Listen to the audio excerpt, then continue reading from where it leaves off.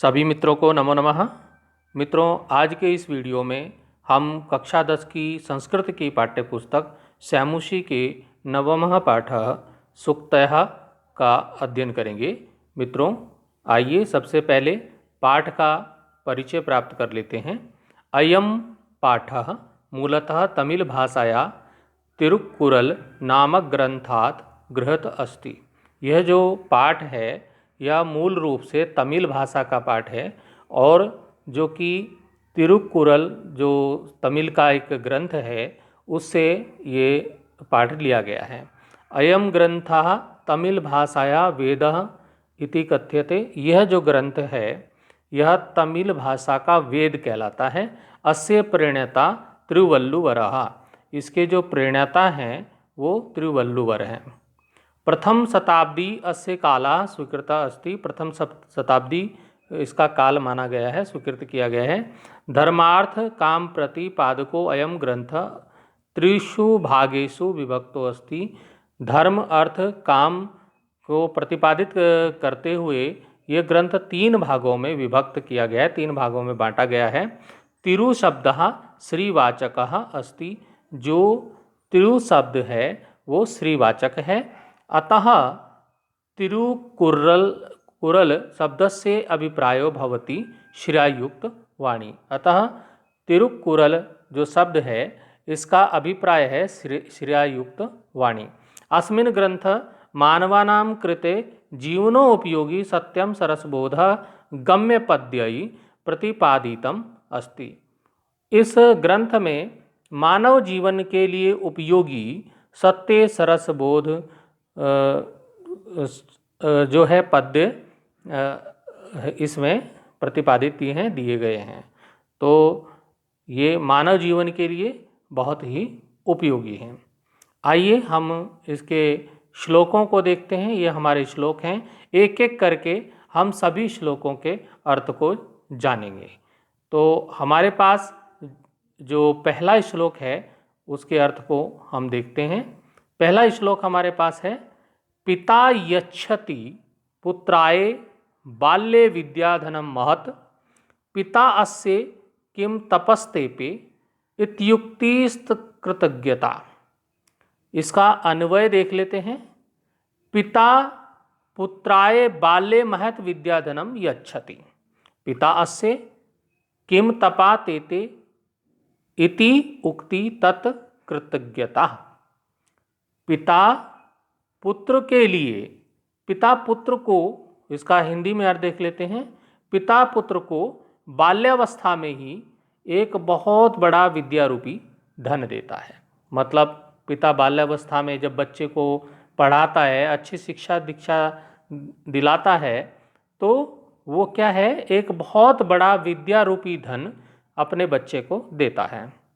पिता ने इसके लिए कितना तप किया, यह कथन ही उनके प्रति कृतज्ञता है। यानी कि बच्चा जब बड़ा हो जाता है वो सिर्फ इतना ही कह दे कि पिता ने उसके लिए बहुत तप किया है, बहुत तपस्या की है, तो यह कथन ही उनके लिए कृतज्ञता है। तो ये आप अन्वय समझ रहे होंगे। परीक्षा में अन्वय भी लिखने के लिए आता है कि पिता पुत्राय बाल्ये महत् विद्याधनं यच्छति। पिता पुत्र के लिए बचपन में, बाल्यावस्था में बहुत धन देता है। पिता से किम तपतेते, पिता ने इसके लिए क्या तप किया, कितना ज़्यादा तप किया। इति उक्ति, यह उक्ति ही, ये इतना कथन ही उनके प्रति कृतज्ञता है, तत् कृतज्ञता। दूसरे श्लोक की ओर चलेंगे। दूसरा श्लोक हमारे पास है, अवक्रता यथा चित्ते तथा वाची भवेद यदि तदेवाहु महात्मानः समत इति तथ्यता। इसका अन्वय देखेंगे। यथा अवक्रता चित्ते तथा यदि वाची भवेन तदेवाहु महात्मानः समत्व इति तथ्यता। इसका सरल अर्थ आप देखेंगे कि जैसी निष्कपटता या सादगी मन में हो, वैसी यदि वाणी में भी हो तो उसे ही महात्मा लोग वास्तव में समत्व की भावना कहते हैं। मन और वाणी की समानता को समत्व कहते हैं। ठीक है, तो आप समझ रहे होंगे कि यथा अवक्रता, अवक्रता होता है कि निष्कपटता, आप समझ लीजिए। चित्ते, चित्ते होता है मन में। यदि वाची, यदि वाची मतलब वाणी में, भवेद वाणी में भी हो जाए, जैसी निष्कपटता सादगी मन में हो, यदि वैसी वाणी में भी हो, तदेवाहु महात्माना समत्व इति तथ्यता, तो उसे ही महात्मा लोग वास्तव में समत्व यानी कि मन और वाणी की समानता कहते हैं।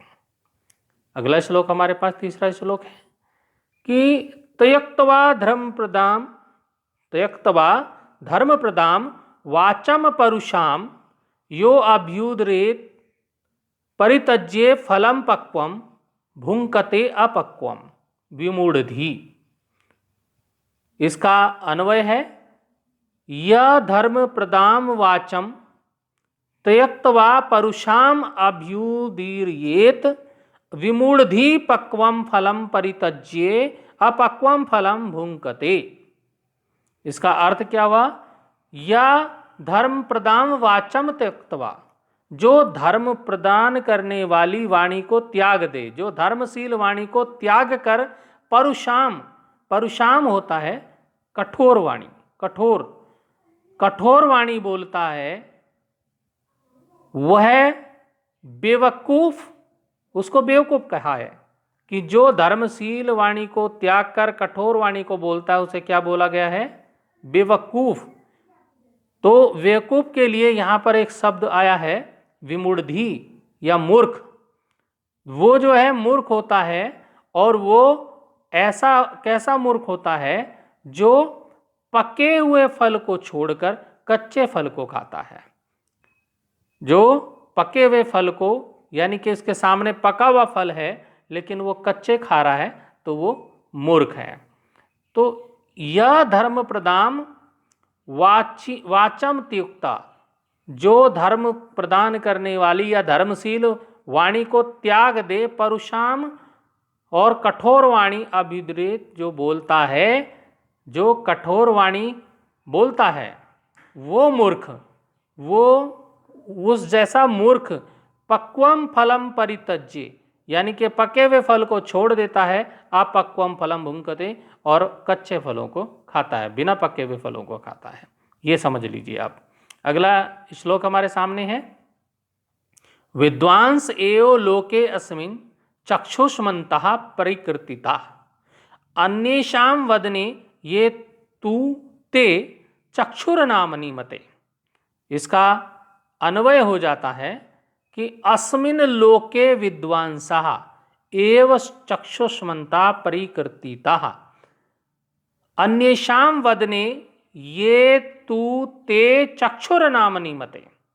अब इसका जो सरल अर्थ है वो है कि अस्मिन् लोके विद्वांसः, इस लोक में जो विद्वान लोग होते हैं, एव चक्षुष्मन्तः परिकीर्तिता, उनके ही चक्षु, चक्षु होता है नेत्र, आंखें, आंखें, वो ही लोग आंखों वाले कहे जाते हैं। इस संसार में विद्वान लोग ही आंखों वाले कहे जाते हैं, नेत्रों वाले कहे जाते हैं, और जो विद्वान नहीं होते, अन्येषां वदने, अन्यों के शरीर में, अन्यों के मुख में, चेहरे में, वदने मतलब चेहरा, मुख, ये तू चक्षुर्नामिना मते, उनके मुंह पे, उनके चेहरे पे जो आंखें हैं वो केवल नाम के लिए हैं। विद्वान लोग ही आंखों वाले कहे जाते हैं, दूसरों के चेहरे पर जो आंखें हैं वो नाम मात्र के ही नेत्र हैं। ये समझ लीजिए सरल अर्थ इसका। देख लीजिए आप, स्क्रीनशॉट यहाँ से कर सकते हैं, लिख सकते हैं। इस दुनिया में विद्वान लोग ही नेत्रों वाले कहे गए हैं, दूसरों के चेहरे पर जो आंखें हैं, जो विद्वान नहीं हैं उनके चेहरे पर जो आंखें हैं, मूर्ख लोगों के चेहरे पर जो आंखें हैं, वे नाम मात्र के नेत्र हैं। वो अपने नेत्रों को का देख तो सही लेते हैं लेकिन बोल सही नहीं देते, विचार सही नहीं उनके होते, तो विद्वान लोग ही नेत्रों वाले कहे जाते हैं। हमारे पास 5वां श्लोक हमारे सामने आता है यत प्रोक्तम येन केनापि तस्से तत्वार्थ निर्णय कर्तुम शक्यो भवेद्येन स विवेकम इति रीतः। तो इसका अन्वय हो जाएगा येन केनापि यत् प्रोक्तम तस्य तत्वार्थ निर्णयः येन कर्तुम शक्यो भवेत् स विवेक इति ईरितः। अब इसका सरल अर्थ आप समझ लीजिए कि जिस किसी के द्वारा भी जो कुछ कहा गया है, येन केनापि किसी के जिस किसके द्वारा भी, यत प्रोक्तम जो कुछ भी कहा गया है, जिस किसी के द्वारा भी संसार में कुछ कहा जाता है, तस्य तत्वार्थ निर्णय, उसके यथार्थ का निर्णय जिसके द्वारा किया जा सकता है, येन कर्तुम शक्य, जिसके द्वारा किया जा सकता है, शक्यो भवेत् स विवेक इति ईरितः, वह ही विवेक कहा गया है। अर्थात कहने का मतलब है कि किसी ने कोई बात कही और उस कही हुई बात के को हम उसकी असलियत क्या है, उसका यथार्थ क्या, उसका यथार्थ का निर्णय जो कोई कर लेता है, जो उसके अर्थ को समझ लेता है, वो ही विवेक कहलाता है। और जो उसको नहीं समझता वो विवेकशील व्यक्ति नहीं होता है। तो ये समझ गए होंगे कि जिस किसी के द्वारा भी जो कुछ कहा गया है, उसके यथार्थ का निर्णय जिसके द्वारा किया जा सकता है, वही विवेकशील व्यक्ति है और उसके पास ही विवेक है। आगे श्लोक आता है, 6 नंबर का श्लोक हमारे पास है।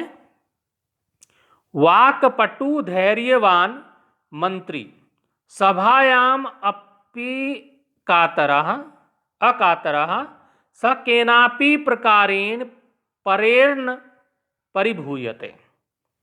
अब इसका अन्वय हो जाएगा, मंत्री वाक्पटु धैर्यवान सभायाम अपि अकातरः। जो मंत्री वाक्पटु हो, मतलब बोलने में होशियार हो, धैर्यवान हो, ऐसा मंत्री सभा में भी अकातर होता है। अकातर मतलब बिना डरा हुआ, जिसको बोलते हैं निडर।